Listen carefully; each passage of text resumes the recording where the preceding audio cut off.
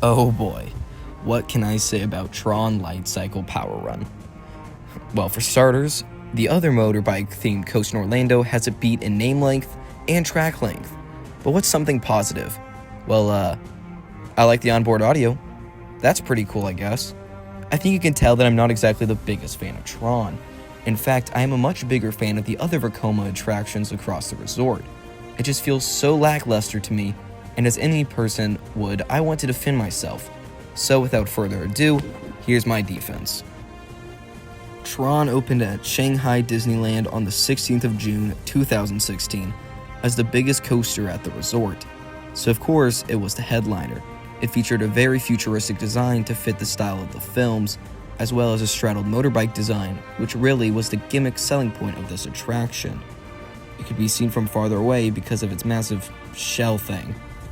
But 1 year later at the 2017 D23 Expo, it was officially announced that Magic Kingdom would receive a new headline coaster and would be their thrill coaster.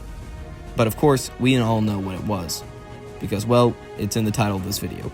Tron Lightcycle Run was officially scheduled to open in October of 2021. Which, first things first, I'm actually going to defend Tron a little bit. I know a lot of people harp on it because it's a thrill coaster. And I get it because it's more of a family thrill coaster. But that's a thrill coaster for a Disney audience, so do with that what you will. When construction began, it would become the most memed part of its lifespan. Construction started on time in 2018, but it was moving way too slow. It slowly grew and grew until COVID hit. COVID impacted every single theme park, but apparently it hit Tron extremely hard. Construction came to a grinding halt and legitimately nothing moved until after the parks reopened. But I want to compare this for a minute to a certain other coaster that was being constructed in Orlando at the same time. The Velocicoaster at Universal's Islands of Adventure began construction in 2019 and was also impacted by COVID. But instead of slowing down like Tron did, they sped up. The Velocicoaster was fully installed and themed in only a few months and started testing the same year. Even without COVID, Universal managed to fully install and theme the most expensive coaster ever built, Hagrid's, in 1 year only. I'm sure you can see why Tron's construction is clowned on by enthusiasts and park fans.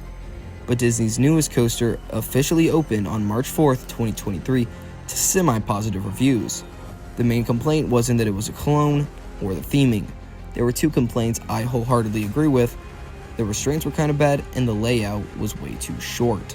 The restraints would come up behind you and lock in your back and legs, and while this is the best way to secure someone on the bike, when you are leaning forward, it is quite uncomfortable with it being very poorly padded. I've ridden other straddle coasters with this design, including some Zamperla steeplechase coasters, but it feels very odd on this one. That is a very small issue though. The layout was the most criticized part, and I can very easily see why. It starts out actually decent with a punchy launch and the best part of this ride, the outdoor turn under the canopy into the show building. But after that, in my opinion, the entire layout falls apart. In the show building, the entire ride consists of a drop-off mid-course and a turn-up into another one. And as you go, it's shorter and shorter between them before you hit the brake run. Legitimately, majority of this ride time is spent on a mid-course. Do you want to know how long it is from the launch to the brake run? 49 seconds. 49 seconds is all you have to experience the attraction after standing in line for it, around 1 to 2 hours. In fact, to put how short this is into perspective, on the ride you pass through gates that act as checkpoints in the story. While most of the others are spread out decently for how short the ride is, they for some reason shoved the last two of these together right before you hit the brake run, making it seem like the ride is too short even for the story they are trying to tell. This ride could have benefited from maybe even one more helix or something with a little more pizzazz before you come to the brake run.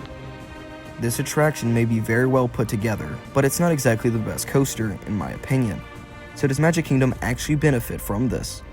I believe it works to draw in crowds and blends in perfectly to Tomorrowland, but I just wish it had had more going for it.